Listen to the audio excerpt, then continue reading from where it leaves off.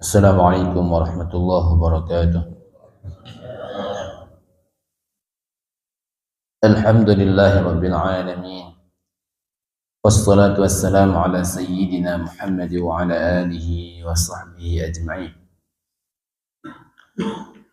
Nawayna at-ta'alluma wa at-ta'lim wa at-tadhakkura wa at-tadhkir wa an-nafa wal intifa'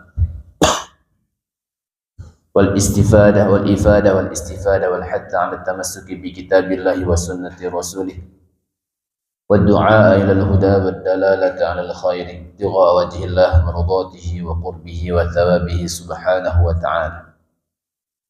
اللهم أكرمنا بنور العلم وأخرجنا من ظلمات الوهم برحمتك يا أرحم الراحمين. اللهم علمنا ما جهلنا وذكرنا ما نسينا وفهمنا ما لم نفهم. اللهم زدنا علما وفهما وألحقنا بالصالحين. الحمد لله. Bersyukur kita kepada Allah Subhanahu wa taala, di mana Allah pada hari yang sangat mulia ini, di tempat yang sangat mulia ini, pada waktu yang sangat mulia ini, Allah kembali menghadirkan kita sebagai tamunya Allah untuk kita melaksanakan ibadah yang dengan ibadah tersebut bisa mendekatkan kita kepada Allah Subhanahu wa taala. Sambil kita niat i'tikaf di dalam masjid ini, kita niat dengan segala niat terbaik kita untuk menghadiri majlis ilmu, dan ini merupakan nikmat yang Allah berikan kepada kita. Mudah-mudahan nikmat tersebut selalu Allah curahkan kepada kita dan Allah tambahkan dengan nikmat-nikmat yang lain. Merupakan nikmat yang besar ketika Allah menyempatkan kita untuk menghadiri majlis ilmu. Karena di dalam satu ungkapan yang disampaikan oleh Abdullah bin Umar, yaitu anaknya Sayyidina Umar Ibn al-Khattab, Abdullah bin Umar radhiyallahu anhuma, beliau mengatakan bahwa Rasulullah sallallahu alaihi wasallam pernah masuk ke dalam masjid, dan di dalam masjid tersebut beliau melihat ada dua majlis. Di dalam masjid beliau lihat, yaitu Rasulullah melihat ada dua majlis.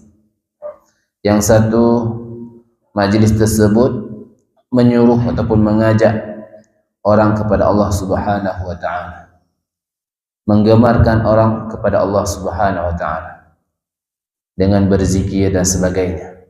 Sedangkan yang satu lagi di situ diajarkan ilmu fikih, dipelajari ilmu fikih dan diajarinya. Maka Rasulullah sallallahu alaihi wasallam mengatakan dua-dua majlis tersebut merupakan majlis kebaikan.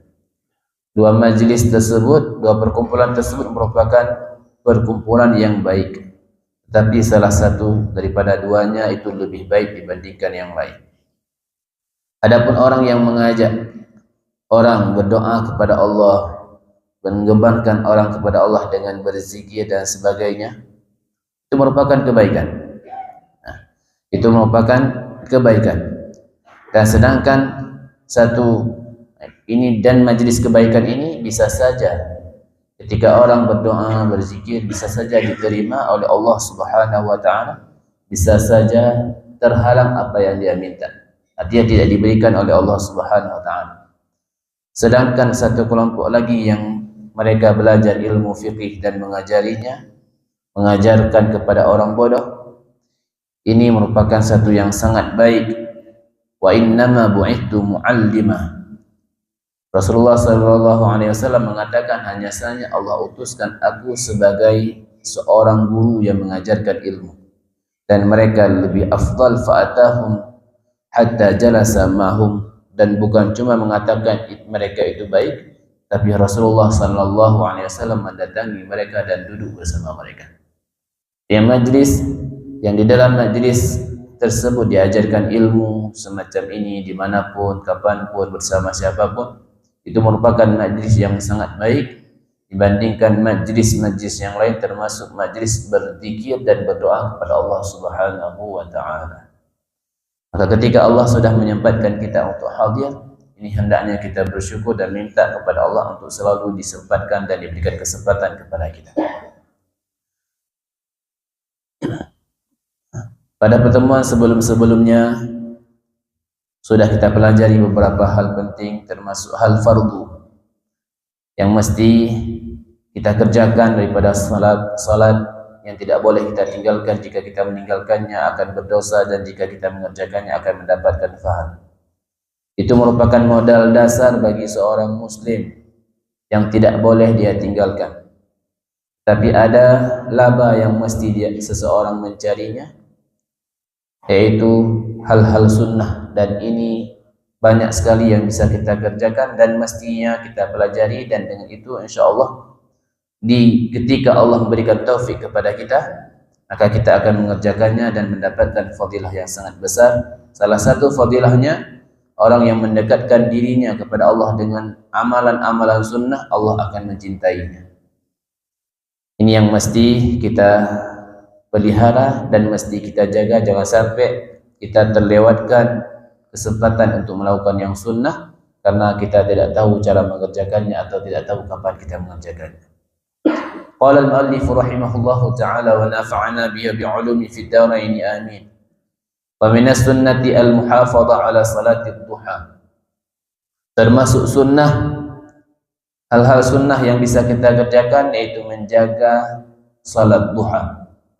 Wa aqalluha rak'atani wa aktsaruha 8 raka'at. Sekurang-kurang salat duha itu 2 rakaat dan sebanyak-banyaknya 8 rakaat. Wa qila 12 dan satu pendapat yang lain mengatakan 12 rakaat. Sebanyak-banyak salat duha 12 rakaat. Wa fadluha kabirun, dan kelebihan salat duha ini sangat besar. Dalam satu hadis baginda Rasulullah sallallahu alaihi wasallam mengatakan, la faqra ma'ad duha. Tidak akan fakir seseorang yang mereka mengerjakan salat duha. Ya, 2 rakaat duha ini menyebabkan seseorang yang terus-terusan mengerjakannya di setiap hari, dia tidak akan pernah merasa fakir. Tidak akan pernah merasa tidak cukup dengan pemberian Allah Subhanahu wa taala, dan tidak akan pernah meninggal dalam keadaan kelaparan. Wa waqtuha al-afdalu an tusalla inda madhi qaribin min rubu'in nahar.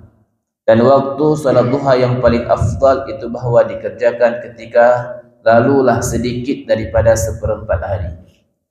Ketika sudah 1/4 hari, itu merupakan waktu yang lebih afdal kita kerjakan mulai dari semenjak keluar matahari. Qala alaihi salatu wassalam, yusbihu ala kulli sulama min ahadikum sadaqah, wa kullu tasbihatin sadaqah, wa kullu tahmidatin sadaqah, wa kullu tahlilatin sadaqah, wa kullu takbiratin sadaqah, wa amrun bil ma'rufi sadaqah, wa nahyun 'anil munkari sadaqah, wa yujzi min dzalika rak'atan yarka'uha min ad-duha. Rasulullah sallallahu alaihi wasallam mengatakan, berpagi-pagi, ala kulli sulaman, atas setiap sela-sela, atas setiap sambungan-sambungan tulang salah satu kalian, itu bisa jadi sedekah. Artinya perbuatan yang kita kerjakan di pagi hari bisa jadi setiap sambungan-sambungan tulang kita itu bisa jadi sedekah dengan perbuatan yang kita kerjakan. Disebutkan di sini oleh Rasulullah, wa kullu tasbihatin sadaqah. Di setiap tasbih yang kita ucapkan subhanallah itu sedekah. Dan setiap alhamdulillah itu sedekah. Dan setiap kalimah la ilaha illallah itu sedekah. Dan setiap Allahu akbar takbir itu sedekah. Dan menyuruh orang melakukan kebaikan itu sedekah. Wa nahyun 'anil munkar, melarang seseorang untuk melakukan kemungkaran, itu pun sedekah. Wa yujzi'u min dzalika rak'atain yarka'uhu min ad-duha. Dan memada untuk mendapatkan yang demikian tadi bagi orang yang mengerjakan salat duha 2 rakaat. Di cara untuk bersedekah, baginda Rasulullah sallallahu alaihi wasallam mengatakan kepada kita bukan cuma harus dengan finansial, harus dengan uang, Pak. Apapun itu bisa kita jadikan sedekah, termasuk kita tidak mampu dengan uang, memperbanyak tasbih itu sedekah, memperbanyak tahlil sedekah, memperbanyakkan takbir sedekah, memperbanyakkan mengajak orang kepada kebaikan, melarang orang kepada kemungkaran, itu pun sedekah. Ini harus kita perhatikan di sini. Rasulullah sallallahu alaihi wasallam memasukkan kesenangan di dalam hati orang-orang yang tidak memiliki kelebihan hartanya, tapi mereka masih mampu untuk melakukan perbuatan semacam ini, dan itu pun sedekah. Di dalam satu pendapat dikatakan oleh Imam Tawalli Asy-Sya'rawi, beliau mengatakan rezeki itu yang bisa dinafkahkan, wa mimma razaqnahum yunfiqun, daripada apa yang telah kami rezekikan mereka menginfakkannya, termasuk semua yang bermanfaat, yang bisa diberikan manfaat kepada orang lain. Kullu ma yuntafa'u bihi, arti rezeki tersebut semua yang bisa dijadikan manfaat, yang akan diambil manfaat tersebut baik oleh dirinya sendiri termasuk oleh orang lain. Dan ini termasuk rezeki yang bisa kita infakkan. Kita yang memiliki harta, dengan harta tersebut kita infakkan, itu sedekah. Kita yang memiliki ilmu, dengan ilmu tersebut kita ajarkan orang, itu pun sedekah. Kita yang memiliki ide, pemikiran dan sebagainya, kita kasih ide terbaik, itu pun sedekah. Kita memiliki kekuatan yang bisa kita bantu orang lain, itu pun sedekah. Artinya sedekah ini jangan kita batasi hanya kepada uang saja, tidak. Rasulullah sallallahu alaihi wasallam mengatakan bahkan ketika seorang suami mendatangi istrinya, itu pun sedekah. Hingga para sahabat heran dengan ungkapan yang diungkapkan oleh Rasulullah sallallahu alaihi wasallam, kok bisa seorang suami memenuhi syahwatnya kepada istrinya, itu pun sedekah. Rasulullah mengajak mereka berfikir, tidakkah kamu lihat seandainya dia pergunakan syahwatnya pada yang haram, bukankah itu berdosa? Maka ketika dia mempergunakan syahwatnya pada yang halal, itu pun sedekah. Baik. Dan semua ini seperti tahlil, takbir, amar ma'ruf, nahi mungkar yang merupakan sedekah, itu memada jika kita mengerjakan 2 rakaat salat duha untuk menggantikan posisi semacam itu. Begitu besarnya fadilah salat duha. Maka di dalam diri kita sekarang coba kita azamkan, kita cita-citakan untuk jangan kita tinggalkan salat duha walaupun 2 rakaat. Wa qala alaihi salatu wassalam, man hafiza ala syaf'atid duha ghufirat lahu dhunubuhu walau kanat mithlu dubadil bahr. Rasulullah sallallahu alaihi wasallam mengatakan dalam satu hadis, barang siapa yang menjaga atas genapnya duha, artinya melaksanakan 2 rakaat duha, itu ghufirat lahu dhunubuh, Allah akan menghapuskan, Allah akan mengampuni dosanya walaupun dosanya seperti buih di lautan. Orang yang menjaga 2 rakaat salat duha itu akan mendapatkan ampunan Allah daripada segala dosa-dosa kecilnya. Bukan dosa besar, dosa kecilnya. Walaupun dosa kecil tersebut kalau dihitung lebih banyak dosa kita ataupun sama seperti buih di lautan, dia Allah akan menghapus dengan 2 rakaat duha. Ini merupakan perbuatan yang kecil tetapi fadilahnya sangat besar dan susah untuk dikerjakan. Lebih-lebih kita pedagang, untuk meninggalkan dagangan sejenak untuk melaksanakan salat duha ini sangat susah. Sehingga balasannya sangat besar oleh Allah Subhanahu wa taala, hanya diberikan kepada orang-orang yang istimewa. Baik. Wa tusamma salatul duha salatal awabin. Dan salat duha ini dinamakan dengan salat al-awabin, kas salati bainal isya'aini, sama seperti salat di antara salat maghrib dan isya.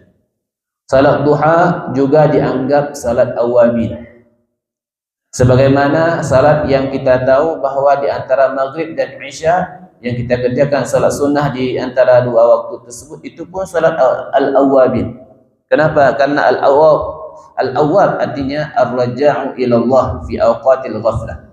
Karena yang dikatakan al-awwab adalah kembali kepada Allah di waktu sedang lalai. Ketika salat duha dikerjakan, banyak orang dan hamba Allah lalai. Begitu juga di antara maghrib dan isya, banyak orang yang lalai waktu tersebut. Wa hadzal waqtani a'ni waqtu salatid duha wa ma bainal isya'i wa ma bainal isya'aini min awqatil ghaflah.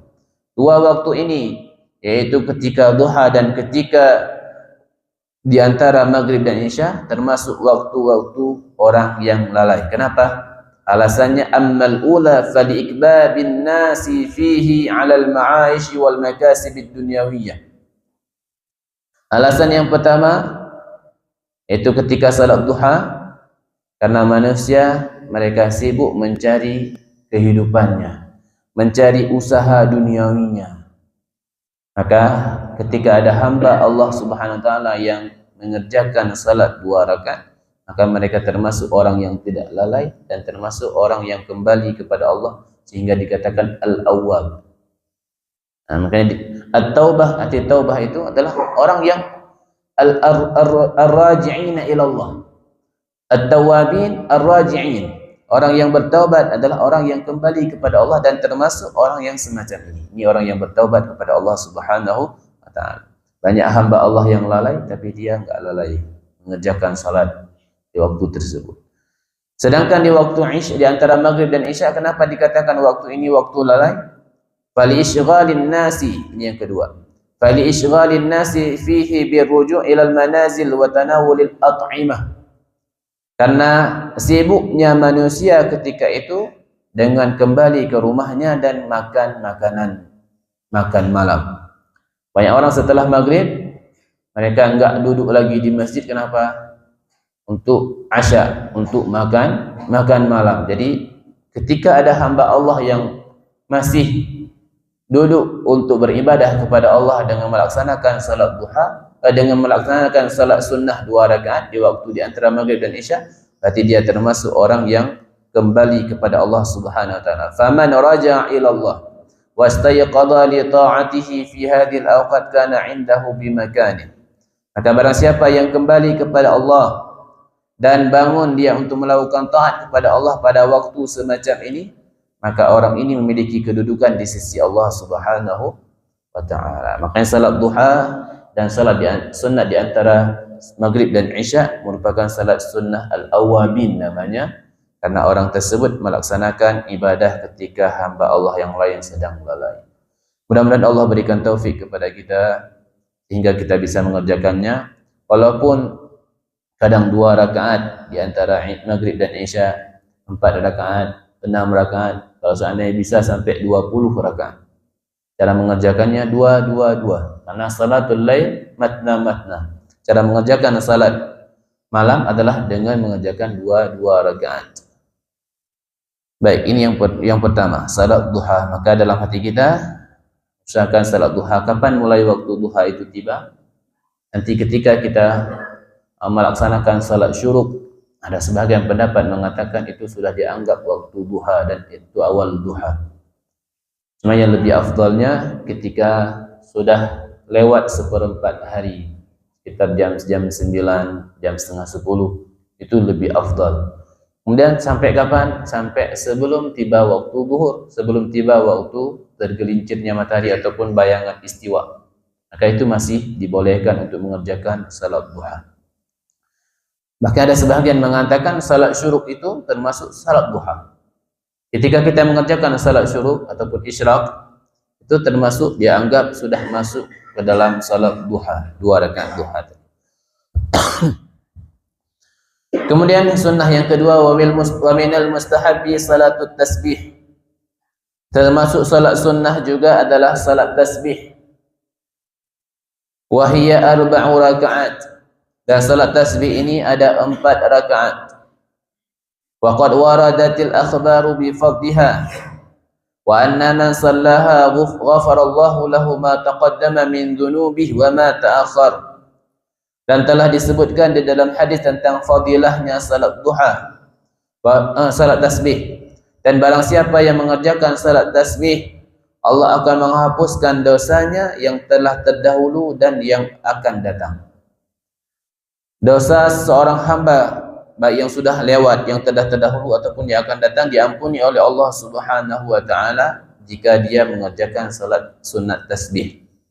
Wa qala sallallahu alaihi wasallam li ammihi al-Abbas radhiyallahu anhu hina 'allamahu iyyaha salliha fi kulli yawmin aw fi kulli jumu'atin aw fi kulli shahrin aw fi kulli sanatin aw fil umri marrah.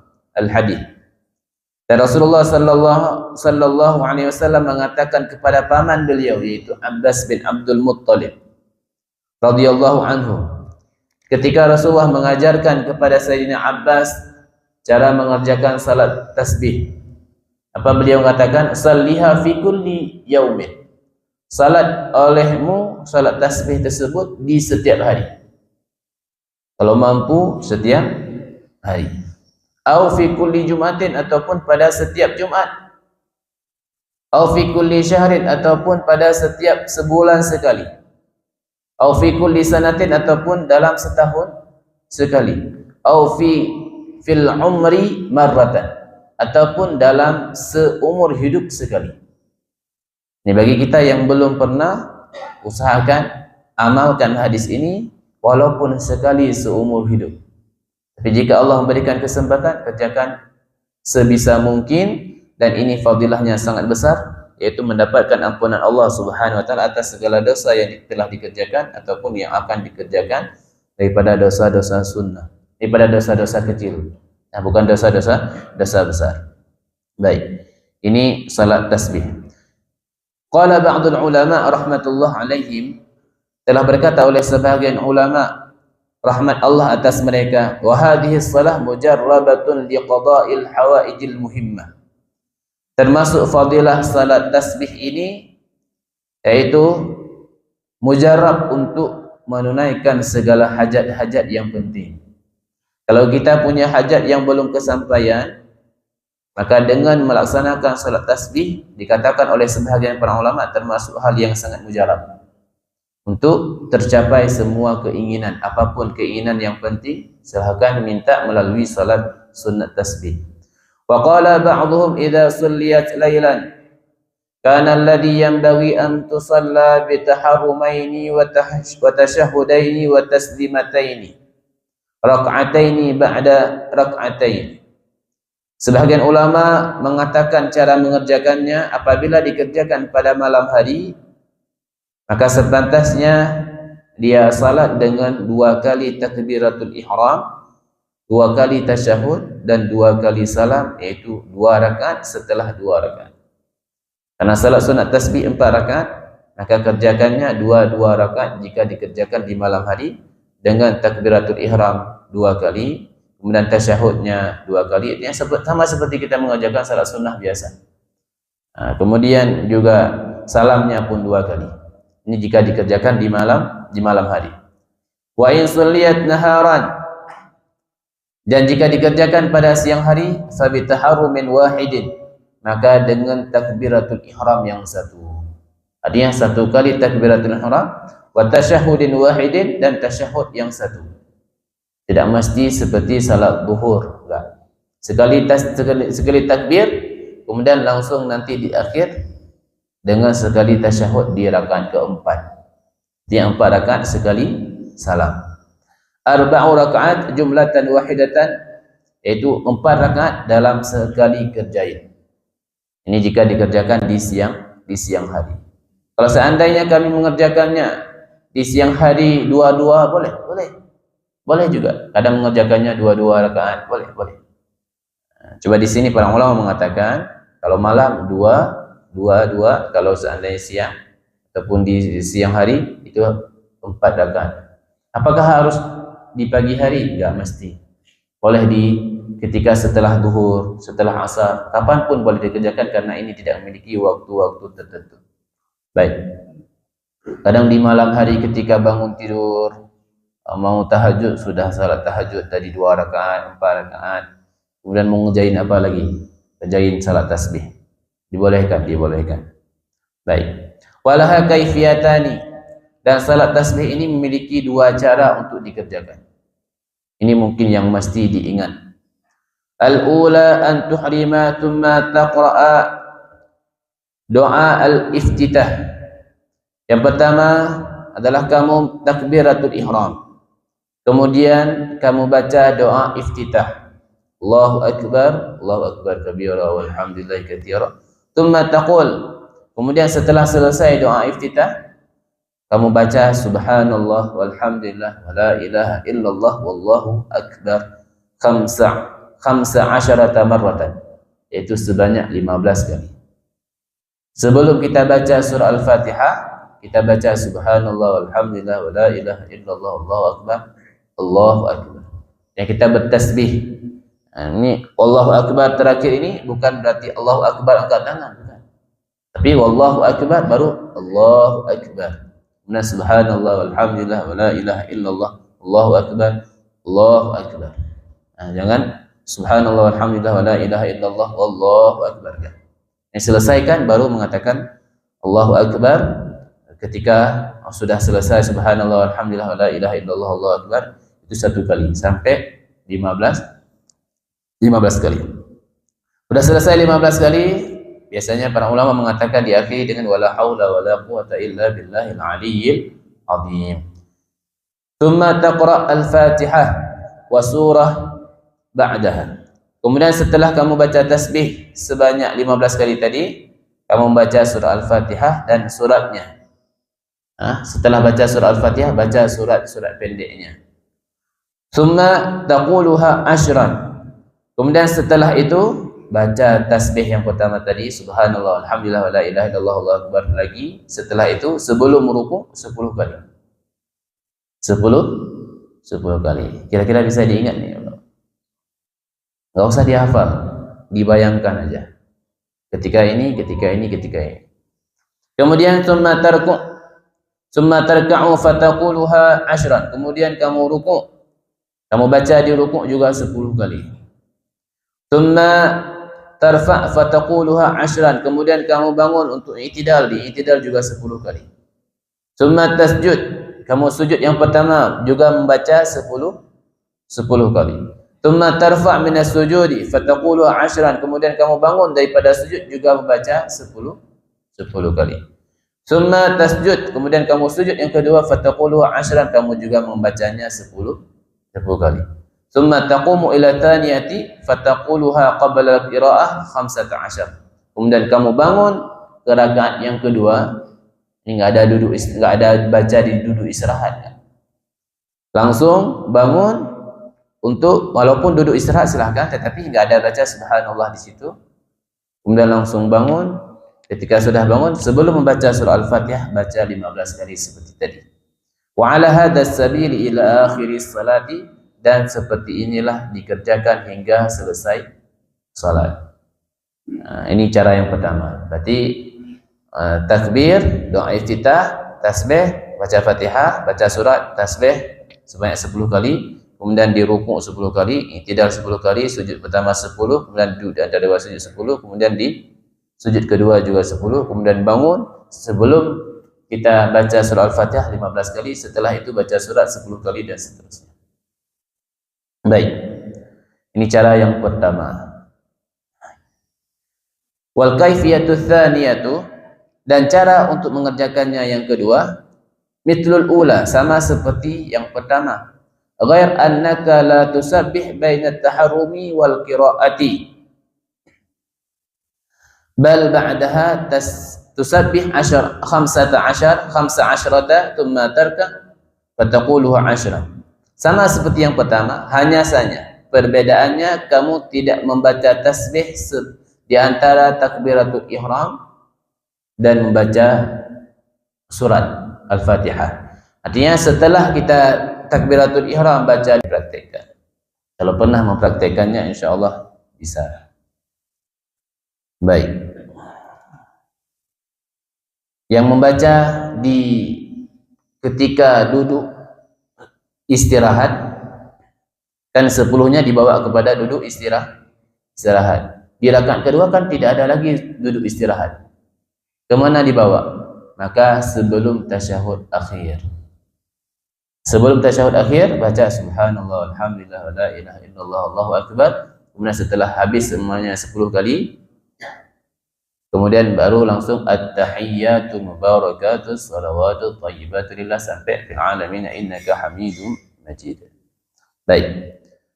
Qala al-ulama, para ulama mengatakan wa ya'ti bil adhkarir ruku'i wal i'tidali was sujudi wal julusi qabla tasbihat. Para ulama mengatakan hendaknya bagi orang yang salat sunat tasbih tetap membaca zikir pada rukuk, zikir pada i'tidal, dan zikir pada sujud dan duduk di antara dua sujud sebelum tasbih. Artinya dianjurkan, disunnahkan untuk tetap membaca kayak semacam subhanallahil azim wa bihamdi, subhanallahil azim wa bihamdi, subhanallahil azim wa bihamdi. Setelah itu baru dibaca subhanallah walhamdulillah wa la ilaha illallah wallahu akbar. Rabbana lakal hamdu kalau di i'tidal. Selesaikan dulu Rabbana lakal hamdunya sampai selesai, kemudian baru baca subhanallah. Kalau seandainya diganti langsung dengan tasbih boleh saja. Lebih-lebih kadang kalau kita lihat kadang makmumnya ini kurang-kurang semangat semua nih, orang udah tua semua. Kalau kita paksa dengan zikir bawaan, zikir rukuk, zikir sujud dan sebagainya, duduk dan antara sujud Rabbighfirli warhamni wajibni warfa'ni warzuqni wahdini wa'afini wa'afani, kita baca itu lagi agak lama lagi, mungkin kurang semangat, ya udah langsung ganti boleh. Cuma yang lebih baiknya tetap dibaca zikir-zikir tersebut sebelum kita membacakan tasbih. Wa man nasiyat tasbihat aw ba'daha fi ruknin ata biha fil ladhi ba'dahu. Dan barang siapa yang lupa akan bertasbih ataupun sebahagian tasbihnya, kadang lupa bertasbih 10 kalinya lupa, ataupun sebahagian hanya bisa terkejar 5 kali, imam cepat kali, 5 lagi enggak bisa, ini bagaimana? Didatangkan tasbih tersebut pada rukun setelahnya, pada tempat-tempat yang lain.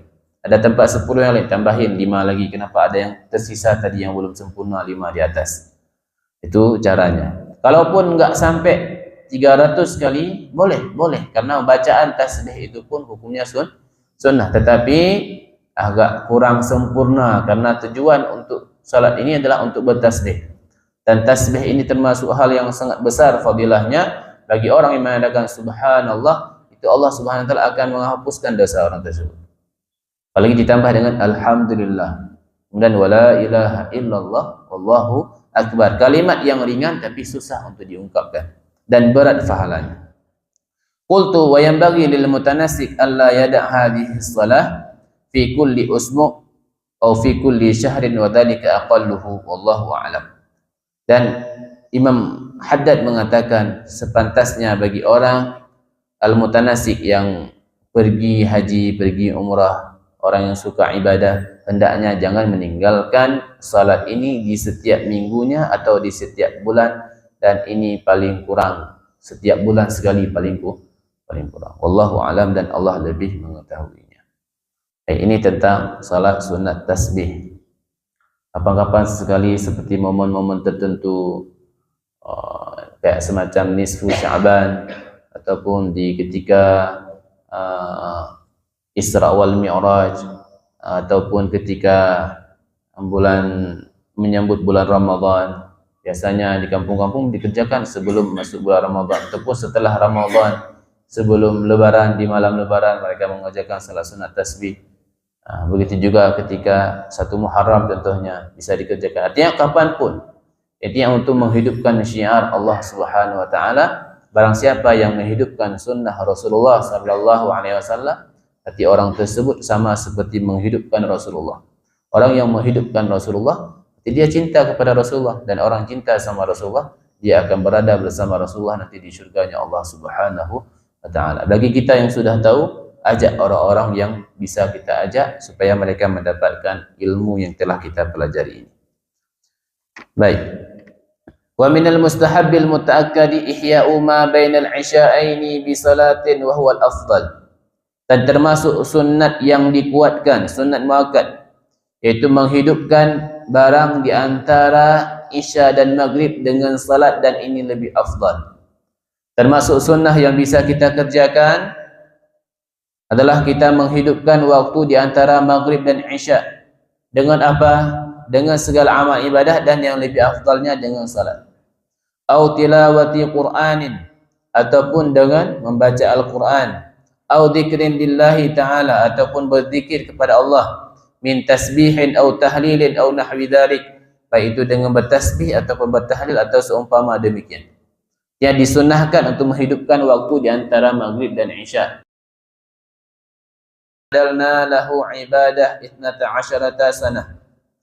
Rasulullah mengatakan barang siapa yang salat setelah maghrib 6 rakaat, tidak dipisahkan di antara 6 rakaat tersebut dengan perkataan apapun. Dia tidak bicara, selesai 2 rakaat bangun, dia kerjakan 2 rakaat dan bangun, kerjakan 2 rakaat sampai 6 rakaat, tidak diselangi dengan bicara. Ini sama bandingannya seperti ibadah 12 tahun. Ibadah 12. Inilah kelebihan orang yang menghadiri majlis ilmu. Amalan sedikit tapi pahalanya banyak.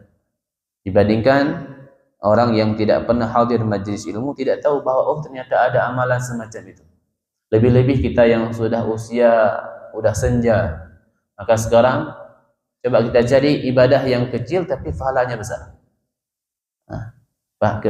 Ibadahnya kecil, sedikit tapi pahalanya besar. Seperti kita nggak sanggup pergi haji, nggak sanggup pergi umrah. Kalau mau nabung kayaknya, kalau mau setoran, belum sampai setoran sudah dipanggil Allah duluan. Bukan dipanggil ke sana, bukan dipanggil ke Mekah, bukan, tapi dipanggil ke hadirat Allah Subhanahu wa taala. Intaqal ila rahmatillah. Maka cari amalan-amalan semacam itu, seperti kita duduk setelah salat subuh, kemudian berzikir, kemudian kita bangun melaksanakan salat sunnah 2 rakaat, maka mendapatkan pahala haji dan umrah secara sempurna kata baginda Rasulullah sallallahu alaihi wasallam. Maka cari amalan-amalan yang kecil tapi pahalanya besar semacam ini. Baik. Wa warada aidan anna man shalla bainal maghribi wal isya'i 20 rak'atan bunya lahu baitun fil jannah. Dan juga di dalam satu hadis Rasulullah mengatakan bahwa sungguh seseorang yang mengerjakan salat di antara maghrib dan isya sebanyak 20 rakaat, maka Allah akan membangunkan baginya rumah di dalam syurga. Orang yang sempat mengerjakan 20 rakaat di antara maghrib dan isya, itu akan mendapatkan rumah yang telah dibangun oleh Allah di dalam syurga. Kalau emang sudah ada rumah di dalam syurga, maka dia pasti akan dimasukkan Allah ke dalam syurganya Allah Subhanahu wa taala. Wabil jumlah, fahadal waqt min asyrafil awqati wa afdaliha. Secara keseluruhan, waktu ini merupakan termasuk waktu yang sangat mulia dan sangat afdal. Fatata'akkad imaratuh biwadha'ifit ta'ati wa mujadamatil ghafalati wal batalat. Maka usahakan sebaik mungkin untuk memakmurkan waktu ini dengan kegiatan taat dan jauhkan diri daripada kelalaian dan hal-hal yang tidak baik.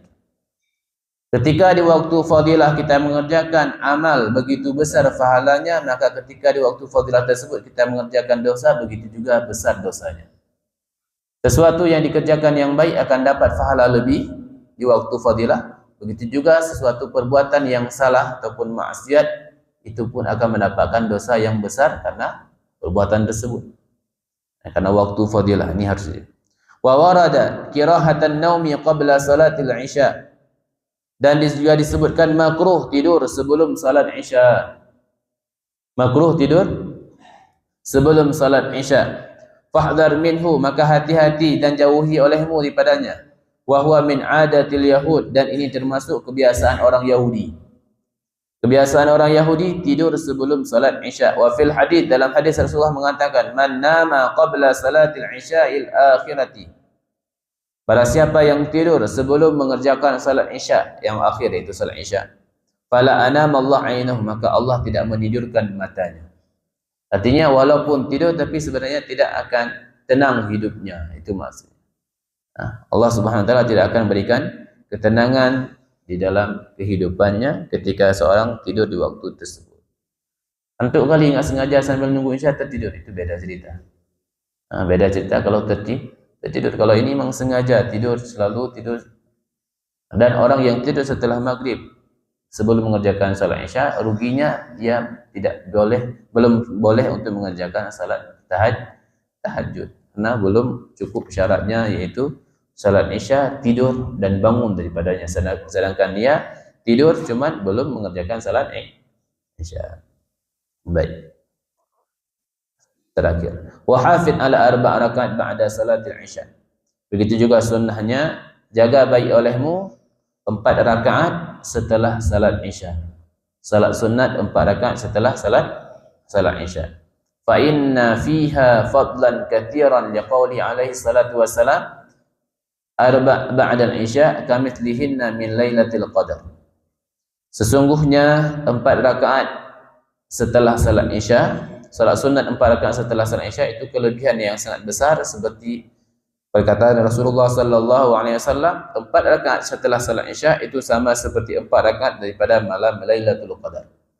Orang yang mengerjakan salat sunat setelah isya 4 rakaat, maka dia sama seperti mengerjakannya di waktu, yaitu di malam Lailatul Qadar 4 rakaat tersebut.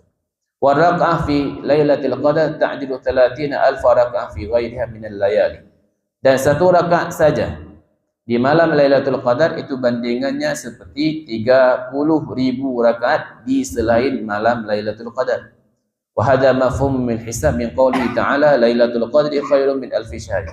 Ini difahami perhitungannya itu daripada ungkapan Allah ataupun firman Allah Subhanahu wa taala, malam Lailatul Qadar lebih baik dibandingkan 1000 bulan. Fata'ammalhu, maka berfikir olehmu. Jadi 1 rakaat saja yang dikerjakan pada malam Lailatul Qadar itu sama seperti 30,000 rakaat di selainnya. Maka begitu juga 4 rakaat tadi kali, berarti satu yang tadi dikalikan 4 itu 30,000 rakaat dikali dengan 4 tadi, berapa kali 4 kali, berarti begitulah banyaknya pahala yang didapati oleh orang yang mengerjakan salat sunat setelah isya 4 rakaat. Wa yukrahul hadits, terakhir, dan dimakruhkan berbicara ba'da salatil isya, setelah salat isya, karahatan syadidatan, makruh yang berat, illa fi khairin wa sawabin wa kecuali pada kebaikan dan pada hal yang benar, sama seperti kamudarasati ilmin seperti belajar ilmu, au mudzakarati ataupun mengulangi ilmu, awin nadhar fihi ataupun memikirkan tentang ilmu, wa ma asbah dzalika min a'malil birri, dan seumpama demikian daripada segala amalan-amalan kebaikan. Makruh setelah salat isya membicarakan sesuatu yang tidak baik. Makanya di sini para ulama mengatakan lebih afdal kita takhirin salat isya hingga sebelum tidur. Kenapa? Karena supaya perbuatan yang kita lakukan sebelum tidur kita merupakan salat yang itu, salat tersebut merupakan salat yang baik, itu salat isya. Setelah itu kita langsung tidur. Tapi dilihat, seandainya dikerjakan pada awal waktu dengan berjamaah, tapi dikerjakan sebelum tidur tidak berjamaah, maka tetap lebih afdal dikerjakan di awal waktu. Kalau seandainya sama, di awal waktu berjamaah, di ketika sebelum tidur pun berjamaah, maka itu sama-sama, dan yang lebih afdalnya adalah dikerjakan sebelum tidur, supaya kegiatan terakhir kita adalah salat, dan salat merupakan perbuatan yang sangat baik. Baik, kurang lebih seperti itu. Mudah-mudahan bisa menjadi ilmu khususnya bagi kami, juga kepada kita sekalian. Ada yang mau ditanyakan, silakan.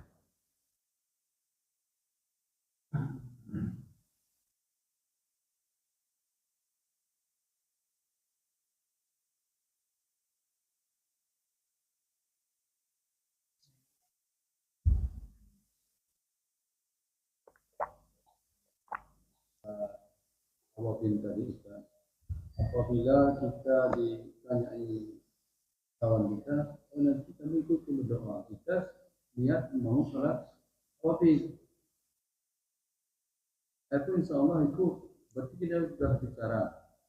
Maksud saya di sini, apakah kita sudah bicara tidak misalnya 5 menit atau tidak mengurangi fadilahnya.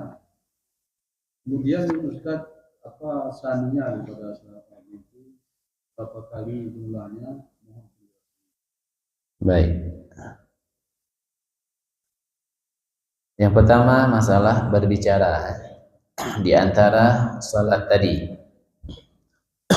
Sedangkan Rasulullah mengatakan barang siapa yang salat setelah maghrib 6 rakaat tidak diselangi dengan bicara, maka ini sama seperti ibadah 12 tahun. Sekarang ada yang bertanya semacam itu. Apakah ini akan menyebabkan hilangnya pahala ataupun mengurangi? Selama perbuatan tersebut benar-benar hajat, butuh, maka itu tidak mengurangi. Tapi jika tidak butuh, ini yang mengurangi. Nah, ketika kayak semacam kita dimakruhkan bicara di dalam kamar mandi. Kamar mandi dimakruhkan bicara, tapi kalau untuk kebutuhan, keperluan, tolong ambil gayung sebentar. Emang nggak ada gayung, kayak mana? Jangan bicara. Nah, itu dibolehkan, hilang makruhnya. Begitu juga semacam itu. Tapi kalau seandainya bisa dihindari, lebih afdal dihindari. Angguk aja, ikut, insya Allah. Artinya iringi dengan kalimat-kalimat yang kira-kira tidak menghalangi kita mendapatkan kesempurnaan fadilah tersebut. Sedangkan thaninya, kalau yang biasa saja, yaitu dengan baca surah Al-Kafirun di rakaat pertama, kemudian surah Al-Ikhlas di rakaat yang kedua. Ada sebahagian itu sampai berapa kali biasanya? Sampai membaca surah Al-Ikhlas 50 kali kalau nggak salah kan, di rakaat pertama, kemudian beberapa kali di rakaat kedua. Ada sebagian seperti itu. Cuma kadang untuk kita pemula cukup dengan membaca surat Al-Kafirun di rakaat pertama, kemudian di rakaat kedua dengan surah Al-Ikhlas 1 kali saja. Nah, seperti itu. Nah, kalau kita kepingin baca yang lain, boleh. Kita yang nggak baca tsani misalnya, langsung Allahu Akbar surah Al-Fatihah langsung, doa iftitah pun nggak ada. Nah, itu dibolehkan, boleh. Cuman fadilahnya tidak sesempurna orang yang melaksanakan sunnah-sunnah yang lain seperti doa iftitah dan sebagainya. Nah, kita yang baru-baru misalnya, kepingin saya untuk melakukan salat sunat, selesai salat fardu, tetapi ya agak lama sedikit jadi malas, maka boleh bagi kita untuk permulaan langsung Allahu Akbar, langsung baca surah Al-Fatihah. Nanti ketika sudah dapat nikmatnya, kayaknya kurang nih kalau cuma surah Al-Fatihah, harus ada doa iftitah, kita tambah dengan doa iftitah. Kayaknya kurang doa iftitah dengan surah Al-Fatihah, harus ada surat, tambahin surat lagi. Ya, ketika itulah akan timbul rasa senang mengerjakan ibadah, karena berarti mudah kok, nggak mesti harus lama-lama. Ini kalau kita bilangin, bagaimana salat sunnah awabin? 2 rakaat, di rakaat pertama setelah surah Al-Fatihah 50 surat Al-Ikhlas. Ya Allah, nggak jadi. Maka kita bagi pemula silahkan kerjakan, walaupun tidak harus semacam itu. Cuman harus kita ketahui, jika kita kepingin fadilah lebih, maka tambahin sesuatu yang emang disunnahkan untuk dikerjakan. Kurang lebih seperti itu. Bahkan kami diajarkan untuk mengerjakannya secara cepat terus. Ada salat sunat ba'diyah, qabliyah, kemudian salat sunat yang lain dan sebagainya, salat witir. Kita buru-buru, nggak ada waktu kecuali hanya sedikit. Kerjain cepat-cepat. Allahu Akbar, subhanallahil azim, ya bihamdi, sekali aja Allah. Sami Allahu liman hamidah, Rabbana lakal hamdu min as-samawati. Cepat-cepatin baca terus. Allahu Akbar, Allahu Akbar, Allahu Akbar. Akhirnya dengan sering melakukannya, nanti akan terasa lambat juga. Sama seperti porsi kita makan, Ibu. Ada sebahagian porsi semacam itu bagi dia banyak, tapi bagi satu orang lagi itu nggak sedikit bagi saya. Kenapa sedikit? Karena sudah terbiasa, lambungnya sudah siap menampung makanan sebanyak itu, dan itu masih sedikit. Ketika kami di Yaman punya kawan, itu kalau dia makan nasi, dia beli nasi untuk sendiri 3 bungkus. Sendiri 3, di mana bertempat? Padahal orangnya nggak gemuk. Nggak gemuk, kurus. Kalau bikin mie itu 5 baru enak itu sendiri dia. Kok bisa seperti itu? Karena emang sudah terbiasa dengan keadaan seperti itu. Begitu juga kita dengan amalan-amalan yang kita kerjakan. Mungkin kalau cepat akan lebih mudah dan lebih semangat. Tapi kalau kita lambati 2 rakaat aja, kayak mana kami kerjakan 20 nih, di antara maghrib dan isya 20, nggak sempat. Nah, tapi orang yang sudah terbiasa, insya Allah akan dimudahkan, karena ini perbuatan amali namanya. Artinya amali ini perbuatan yang jika sering dikerjakan, maka akan memudahkan bagi kita, sama seperti para penjahit. Orang yang jahit baju sudah terbiasa, dalam sehari bisa berapa? Yang ahli-ahlinya bisa jadi 4 ya. Kita yang pemula, lengannya aja nggak siap. Itu baru lengan yang dengan terbiasa nanti insya Allah akan memudahkan. Baik, kurang lebih seperti itu. Silakan di belakang. Assalamualaikum.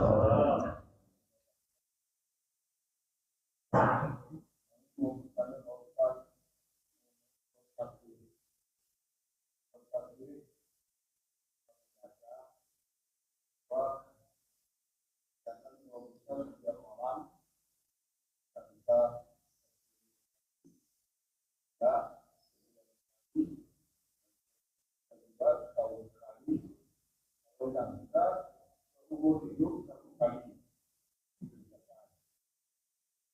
Bukan ditanyakan ini Pak Ustaz, kebiasaan kita di sini kita selama ini dia bulan Ramadan yang dikerjakan dan dikerjakan secara makmum berjamaah dan dilakukan kadang-kadang pindah-pindah masjid. Ini bagaimana? Apakah itu ada gunanya?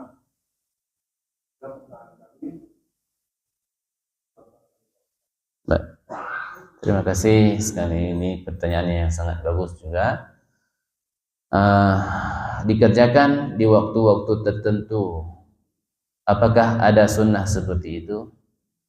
Ini sama seperti yang kita ungkapkan, yang kita sampaikan tadi.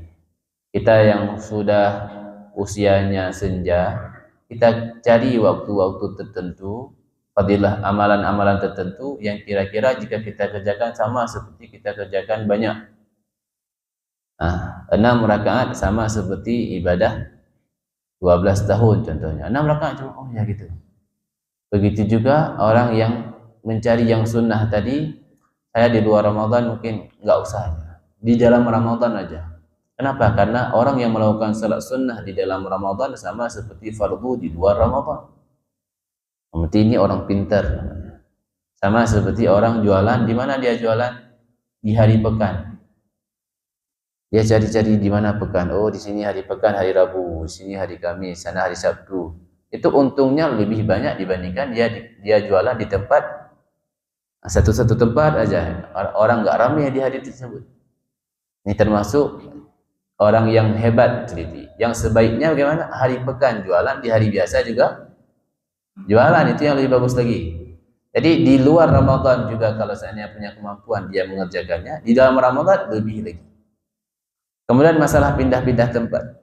Disunnahkan bagi kita ketika kita salat fardu di satu tempat, ketika mengerjakan salat sunnah pindah ke sampingnya. Tukaran jika seandainya dalam satu saf setelah salat fardu kita mau salat sunnah, ya, kawan kita juga mau salat sunnah. Gantian tempat. Kenapa? Supaya tempat tersebut bersaksi nanti di hari kiamat. Makin banyak tempat kita kerjakan, misalnya di pojok sana pernah saya salat, di sana pernah, di sini pernah, di sana pernah, sana pernah. Itu semua tempat akan bersaksi bahwa dia pernah menjadikan saya tempat ibadahnya. Apalagi semacam tadi masjid. Minggu ini masjid ini, minggu nanti masjid sana, minggu sana. Itu setiap masjid berarti tidak ada masjid di kota Takengon ini kecuali dia sudah pernah salat tasbih di masjid tersebut. Ini termasuk hal yang sangat bagus. Hal yang sangat, tapi kalau seandainya dengan berpindah tempat tersebut mengurangi semangat kita kepingin hanya di satu tempat istiqamah. Ada juga fadilah orang yang istiqamah. Akan kami lihat ketika kami belajar di Yaman, itu ada tempat yang emang istiqamahnya seseorang guru di tempat tersebut sehingga mendatangkan rahmat dan keberkahan, datang orang duduk di tempat itu. Itu namanya tabaruk bi atharis salihin. Mengambil keberkahan dengan bekasan orang-orang saleh. Saya kita lihat nih, Haji Samsul setiap pengajian beliau di situ terus. Seandainya nanti Allah ambil beliau, mudah-mudahan Allah panjangkan umur. Ya. Nanti ditulis di sini tempat duduk Haji Samsul ketika mengaji. Jadi setiap orang kepingin mendapatkan keberkahan, datang duduk situ sebentar, merasakan orang saleh duduk di situ, dia akan mendapatkan sedikit berkasan yang telah dikerjakan oleh orang saleh tersebut. Al-istiqamah khairun min alfi karamah. Istiqamah tersebut lebih baik dibandingkan 1000 kemuliaan, 1000 karamah. Lebih baik istiqamah. Tapi dengan berpindah tempat tersebut juga itu akan mendatangkan keberkahan tersendiri. Sama seperti kita memperbanyakkan zikir. Bukan cuma zikir kita la ilaha illallah saja, enggak. Saya subhanallah juga ada baca, alhamdulillah ada juga baca, kemudian salawat juga ada baca, kemudian astagfirullah juga ada baca. Dengan banyak jenis zikir yang kita baca, maka fadilah yang kita dapat pun akan berbagai macam. Banyak tempat yang kita kerjakan ibadah, maka banyak tempat yang akan kita dapatkan keberkahan tempat tersebut. Kurang lebih seperti itu. Jadi ini umpama sama seperti hari pekan tadi. Kapan hari pekan? Cari waktu tersebut. Sama seperti kita misalnya hari Minggu ada pengajian, jangan datang hari Sabtu. Sabtu subuh nggak ada pengajian misalnya. Kalau mau hadir pengajian, kalau mau salat silahkan. Ya. Tapi hadir pengajian, cari di mana ada pengajian hari Sabtu, datang ke situ. Di mana ada pengajian hari Jumat, datang ke situ. Jadi itu hari-hari pekan untuk mencari amal ibadah yang bertambah pahalanya. Silahkan. Assalamualaikum warahmatullahi wabarakatuh.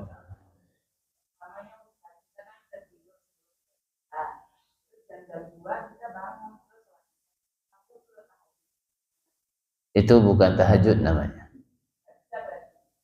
Bukan nggak bisa, bukan tahajud.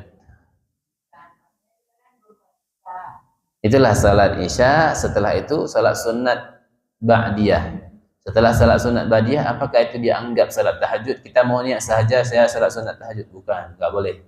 Karena syarat tahajud harus salat Isya, tidur, bangun. Kalau enggak tidur habis salat Isya, saya enggak bisa tidur semalaman. Gimana mau salat tahajud? Bukan tahajud juga. Itu namanya qiyamul lail. Menghidupkan malam. Orang mendirikan salat malam. Bukan salat tahajud. Tahajud artinya terkejut. Terkejut. Nah, kalau ya orang terkejut tadi bangun dari tidur, kemudian dia melaksanakan salat. Nah. Wa minal laili fatahajjad bihi nafilatan lak. Di malam hari tahajudlah kamu sebagai salat sunnah. Jadi yang ini apa namanya? Menghidupkan malam. Fadilahnya bagaimana? Besar juga fadilahnya. Jangan juga nanti ini bukan tahajud saya enggak salat sunnah, jangan juga. Silahkan salat sunnah, itu namanya menghidupkan malam. Kurang lebih seperti itu syaratnya. Dikatakan oleh para ulama semacam itu.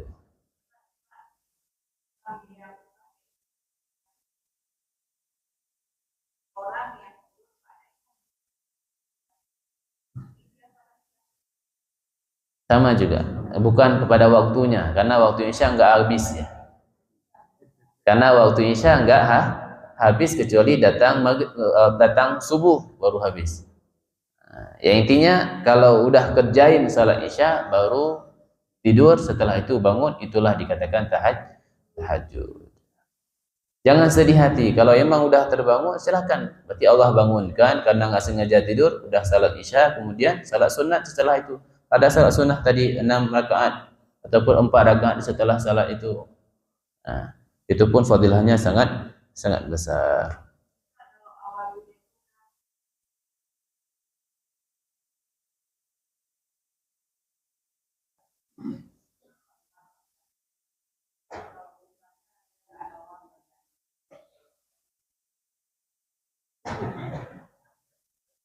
Nggak selesai 20, ha?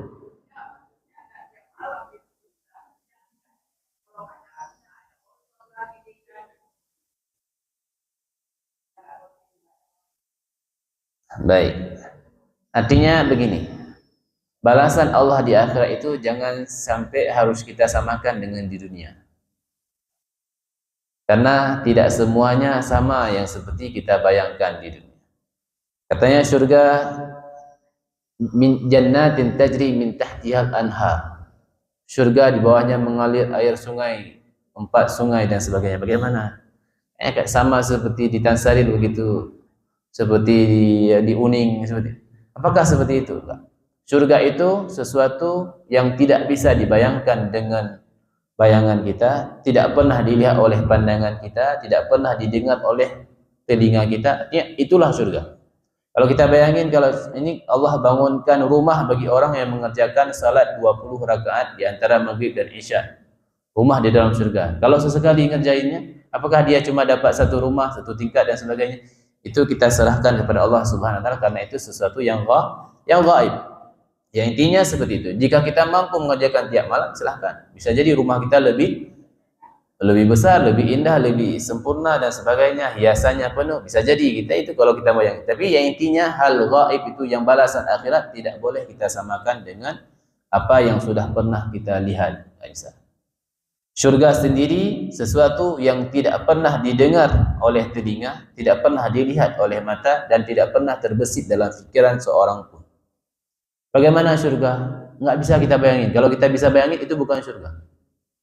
Surga itu seperti kebun dan taman saya. Enggak, itu jauh kali bedanya. Syurga itu ada bidadari. Bagaimana bidadari? Katanya nanti istri-istri akan dijadikan bidadari bagi suaminya. Bagaimana bidadari? Kalau seperti istri saya kayaknya enggak usah. Takutnya seperti itu ungkapan yang akan keluar dari suami-suami. Kenapa? Kalau bidadari seperti di rumah saya selama ini pelayanan kurang kali, kayaknya di surga juga pelayanan kurang. Takutnya mengeluh semacam itu kan. Intinya semua akan berbeda. Sehingga kan ada satu orang tua datang ke Rasulullah sallallahu alaihi wasallam, "Ya Rasulullah, apakah saya masuk surga?" Kata Rasulullah, "Enggak, kamu mau masuk surga." Sedih hatinya. Ternyata kenapa? Karena ketika itu yang bertanya umur sudah tua, udah nenek-nenek. Ya Rasulullah mengatakan, sampaikan kepada dia, nanti di surga tidak ada orang setua itu, tapi akan dimudahkan kembali. Akan seumuran semuanya.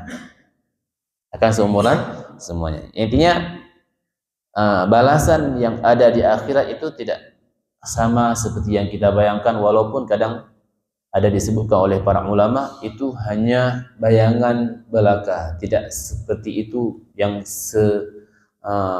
yang seperti itulah yang ada di nanti. Enggak sama seperti kita lihat disebutkan nanti sirat itu, siratal mustaqim itu satu rambut dibelah 7. Gimana kita jalan? Tapi bagi orang yang punya amalan itu sama seperti jalan yang ada trotoarnya. Beda lagi.